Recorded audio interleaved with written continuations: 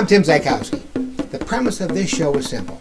I have conversations with entertainers that no one's ever heard of. I'll be shooting the breeze with actors, directors, writers, comedians, athletes, musicians. Simple entertainment.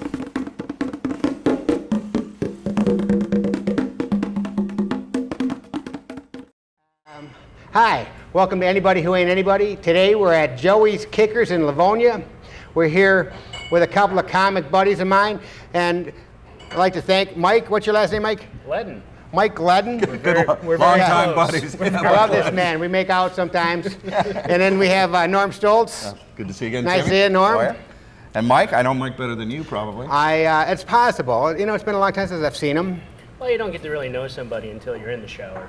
And in rehab together. And so that's why I know you very well. I've never been to rehab. Alcohol and drugs I was are... never caught. And I'm just kidding, too. I've never been in the shower. You've never been in a shower? No. No. Well, this show is starting off to a nice big start. This is why there's no money involved, just for one thing. Now, Mike, I've met you at Second City. Yeah. Yeah, and you remember me way better than I remember you. Right. Well, Maybe it's because I'm taller. Really stick out in you really stick out in the mind. You know, you're a very memorable person. What was it that I might have done that would have made me memorable? You're a little chubbier than most people I know. That is very political. If we're Miss Angle, we all look chubby. Yeah, cut. We can edit that part I just wish the cameraman was, back there right now. A little chubbier, that's nice. Yeah. And what was I thinking when I invited you on the show? There's guys like Leo, who, Leo's sometimes Leo will have a cocktail around 8 a.m. Yeah, 8 or 9. 8 or 9, but he doesn't start drinking the hard stuff till noon. Till noon, and that's why he's professional. He's been around 30 years, like he has. I saw Leo. We were doing a show at Indianwood Country Club, as a matter of fact. Okay. It was part of Mark Ridley's, and it was a fundraiser for something. I don't recall what it was. And Leo had been, and all of us had been consuming alcohol since around noon, and this was now 8 o'clock night show. And I don't recall who the headliner was, but he was pacing back and forth, and someone went up and did 10 minutes. We were supposed to do 10 or 12. Someone went up and did their 10, and Leo went up next, and Leo's completely inebriated. And I love you, Leo, if you watch it, but completely inebriated. And he started annihilating this crowd. He's a very funny man, and he didn't have a watch. And this poor guy from New York's just pacing back and forth for stage left, and he's like, "Oh, he's never going to get off. He's gonna go on forever. This guy, he's killing me. I'm never." I said, "Just relax." I said, "If he goes long, I'll go short. If he does 12 instead of 10, I'll do 8. I said, don't worry about it. In the right amount of time, you'll be up there. And he's pacing, he's never going to work. And Leo's killing the crowd, and he stops in the middle of nothing. He goes, I got 2 minutes. Right back into the show. And he got off dead nuts at 10 minutes. He goes, I know my show, man. That's right. And he could not hear us. He couldn't hear us. We were off stage. He just stopped and he goes, I got 2 minutes. Dead nuts. Yeah, I love Leo. Now, Second City. What'd you like the best about Second City? The fact that it's over. You like that they don't have to do it anymore? Honest, I was not a terribly good improviser. I didn't really get along with a lot of people there. So it was more of an anger management thing for you. Well, it was Norman, I don't like you very much anyways. It was a good way to spend a couple $100 every couple of months. Did you go through the whole thing? No. The entire thing. The entire thing? Okay. And all the way through. I even got a little diploma in a shot glass at the end. That was excellent, yeah. I've subsequently lost or misplaced, whichever. No, it was really, I did it initially to kind of, get the not only the nerve to get up and do stand-up, but also to kind of just, it was a really good tool for writing. And although I don't necessarily enjoy improv, I think it's one of those things I think it's really funny and interesting to people that do improv, know. But I don't think to the general masses. I don't think it's something that's necessarily very interesting. It's been pretty successful. I mean, Second City's been around for. Well, Second City's been wonderful. Now, what got you on stage for the first time? First time? Yeah, first time. What made you get up there in third grade? Third grade. Third really? grade. Wow. Yep. I wrote a comedy skit in the 3rd grade and got laughs, and it was so funny they incorporated it. Want to start that over? It was so funny they incorporated it into the school play. and this is in elementary school. Really? Yeah. Well, you're the youngest out of the people I've interviewed. It started in the three of second you. grade. Somebody started in 5th. Chili Cello started in 5th. Yep, I was about 3rd grade, and I got laughs right away. And I was never a class clown. We had class clowns. They were idiots. They interrupted and they shouted stuff out. I was a class comedian. I would embellish. And you, what you got you on stage for the first time?